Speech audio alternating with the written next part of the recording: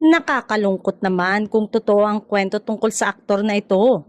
Babu na raw talaga ang aktor na ito dahil tinatabangan na itong magbalik sa sirkulasyon niya. May mga naipundar namang kabuhayan ng aktor na ito dahil in fairness ay masinop ito sa pera. Malaking bagay din na napangalaga ng kanyang mga magulang ang kanyang investment. Medyo na-disappoint din daw ang si aktor dahil underperforming o certified flop sa takilya ang kanyang naging movie. May dagdag pang chismis na medyo naging problemado noon si aktor.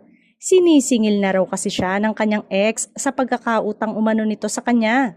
Gusto raw kasing bawiin ni girl ang perang na-invest nito sa kanyang joint venture. Kailangan daw kasi nito ng kadatungan para ipangtustos sa kanyang daily expenses. Kaso, simula nang magkahiwalay sila at magkanya-kanya, nalugi na rin daw ang kanilang negosyo.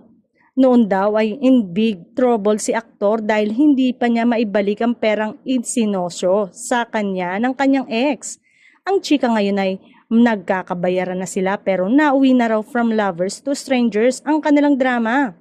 Deadman na rin daw si aktor sa ex mula nang malink si aktres sa bagong kilalang aktor.